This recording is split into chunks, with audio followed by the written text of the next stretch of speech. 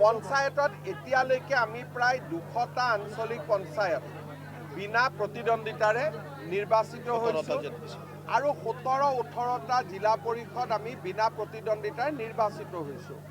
সদস্য যদিও দলৰ টিকেটত নাই, কিন্তু আমাৰ দলৰ কাৰ্যকৰ্তা হাজাৰতকৈ ওপৰত ইতিমধ্যে বিনা প্ৰতিদ্বন্দ্বিতাৰে নিৰ্বাচিত হৈছে। মই ভাবোঁ যে পঞ্চায়ত ইলেকশ্যনত এইবাৰ এক প্ৰকাৰ কংগ্ৰেছ দলে আমি জিকাটোৱে বিচাৰিছে আৰু কংগ্ৰেছেও আমাক এক প্ৰকাৰ ৱাক অভাৰ দিছে। বহুত বেছি নিৰ্দলীয় প্ৰাৰ্থীও নাই।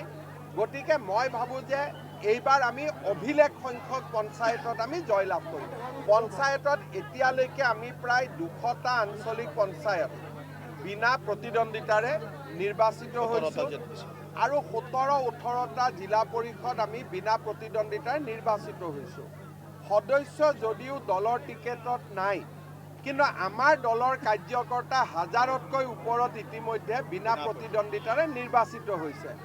মই ভাবোঁ যে পঞ্চায়ত ইলেকশ্যনত এইবাৰ এক প্ৰকাৰ কংগ্ৰেছ দলে আমি জিকাটোৱে বিচাৰিছে আৰু কংগ্ৰেছেও আমাক এক প্ৰকাৰ ৱাক অভাৰ দিছে। বহুত বেছি নিৰ্দলীয় প্ৰাৰ্থীও নাই। গতিকে মই ভাবোঁ যে এইবাৰ আমি অভিলেখ সংখ্যক পঞ্চায়তত আমি জয়লাভ কৰিম।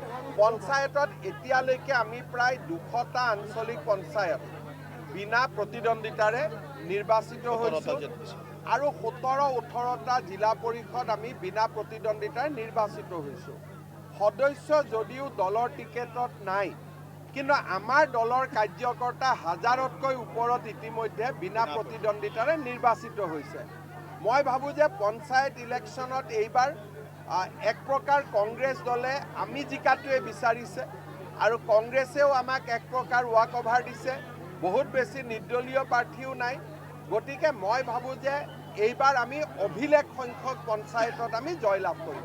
পঞ্চায়তত এতিয়ালৈকে আমি প্ৰায় 200টা আঞ্চলিক পঞ্চায়ত বিনা প্ৰতিদ্বন্দ্বিতাৰে নিৰ্বাচিত হৈছোঁ আৰু 17-18টা জিলা পৰিষদ আমি বিনা প্ৰতিদ্বন্দ্বিতাৰে নিৰ্বাচিত হৈছোঁ।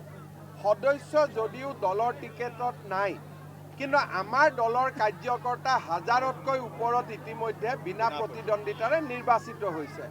মই ভাবোঁ যে পঞ্চায়ত ইলেকশ্যনত এইবাৰ এক প্ৰকাৰ কংগ্ৰেছ দলে আমি জিকাটোৱে বিচাৰিছে আৰু কংগ্ৰেছেও আমাক এক প্ৰকাৰ ৱাক অভাৰ দিছে।